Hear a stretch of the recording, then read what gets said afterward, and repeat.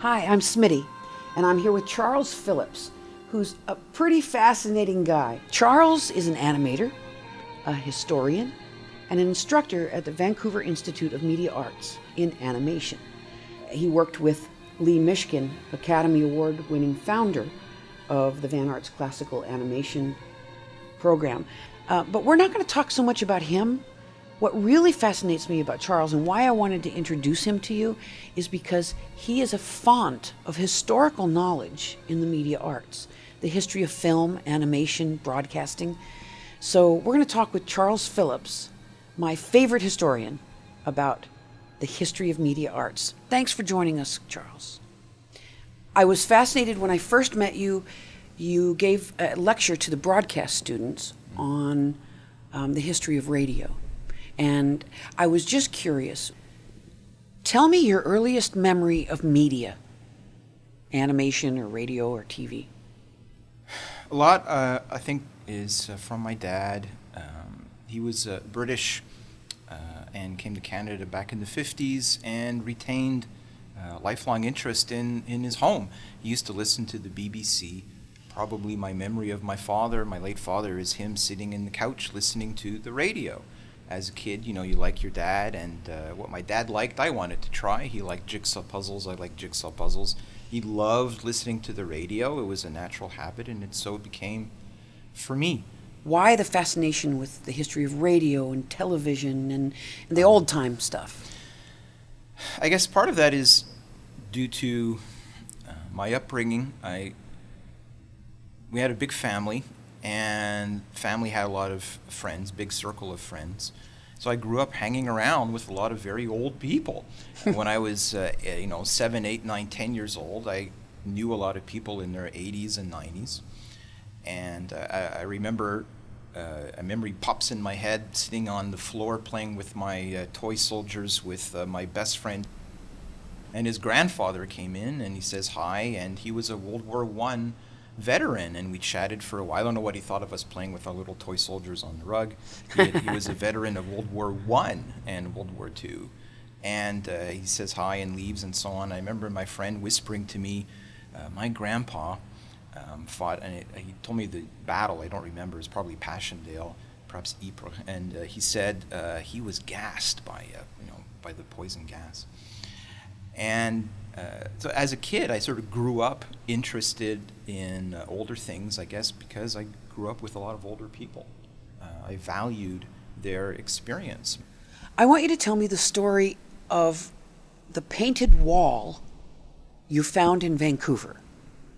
Paint on a wall and some advertising, and then you cover up the wall, and you find that you have some reason to tear it down, and you discover there's an old sign there. So how did you find out it was there? One of my students came by and said, hey, you might want to go take a look at this. It was known that I really like silent films. I really like the silent filmmaker, the comedian Harold Lloyd. And there was this ghost sign for one of his movies on the wall. So I went and took a look.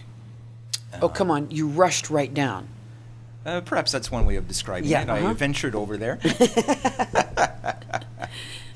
Here we are, we're at the corner of Robson and Granville Street, downtown Vancouver, in the face of an astonishing bit of a cinema archaeology. Hidden for 90 years, no less, here was this movie ad. The film, Harold Lloyd's Grandma's Boy, and there's a bit of an advertising tagline there, his first five-part feature. Alongside a fun little drawing of a hand pointing across the street. This is called a ghost sign. It's pointing to a ghost theater. The theater's not there anymore, the Capitol Theater. So this is historically a very big deal. Anyway, back then comedy was looked down upon, and it was consigned like a ghetto to the shorts. It was only going to be of a certain length compared to the feature length, and that was to be more prestigious work like drama. And Chaplin and Harold Lloyd fought to legitimize comedy as an art and as a business. And each of them, every couple of years, would kind of make longer and longer movies. And Harold Lloyd sort of technically qualifies as the first feature-length maker. Come to find out, of course, it was destined to be torn down. Come to find out one day, a student walks by and said, oh, they tore it down, Charles. I rushed over. Okay, this time you rushed. This time I rushed over because every second counts.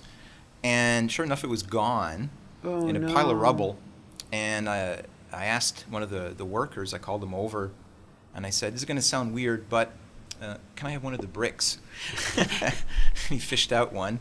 And nice guy, because he fished out one that was one of the more colorful ones from the sign. I don't know what he thought about me, but who cares? I'm glad, because now I got a brick from And you still have it? From the sign. Yeah, it's in my office. All of your favorites, radio, movies, seem to be from the 1920s and 30s. Was it just better then? Why are those your favorite? I do not think just because it's old, it's automatically better. It's purely, our favorite is a different distinction than our best. I think the best films ever made, technically greatest films ever made, are made right now. Mm-hmm.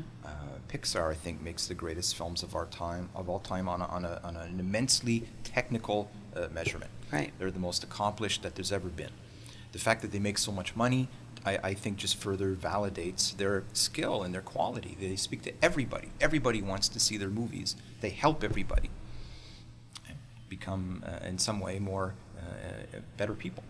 So, to me, the best films on a technical level made today. The art has improved and improved. I guess I'll limit this particularly to animation. The art has never been greater than it is today.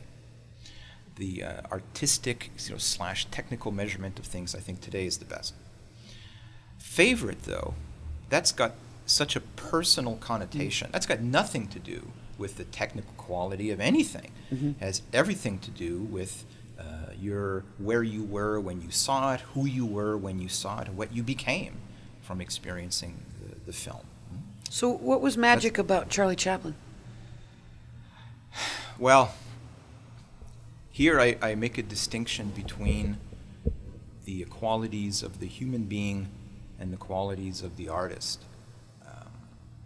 I love Chaplin as a craftsman. I certainly love his films. I love his character. And I love quite a lot of things that he did as a person, I guess. The commitment to quality has always inspired me. He would do things over and over and over again. He was very stingy in real life with money, but he was very extravagant when it came to making his movie. He wanted it to be as good as he could make it. He was a perfectionist. He had a whole series of terrible experiences throughout his life, especially his very dark childhood. He was the ultimate survivor. He kept choosing to win. He never choose to lose. He found a way to survive and adapt and make do and get over it and on and on. There's a lot of things about him as a person I think are pretty reprehensible, but I always try and think a bit of a difference there. I'm not judging his soul, I'm judging the soul in his work, I guess. And to me, there's a lot to be learned from him. There's a lot of inspiration to be gained from his life, from his sort of positive outlook, find the way to do good work, no matter what. A bit of an ultimate irony is that he tried to change the world through his movies, and all he did was cheer people up, and he decided to settle for that. It's like, that's not so bad, was sort of his attitude. Tell me why you think it's important that we have historical context with regard to modern media arts. Well, I'm very glad to get this question. It's, to me, the foundation of the entire animation program. For as long as I've been here, it's been the founding principle for all the education. As you mentioned in your introduction, the animation department was founded, the very first thing we taught here. It's founded by Lee Mishkin in his late 60s, and he taught until his 70s. And the whole point was to adapt the past for the needs of the future. What worked? The approach I take, the history course that I teach, the animation history one, it's the study of the becoming of things. Right? The very definition of studying history is to learn from experience. Our approach is learn the stories. Learn the stories.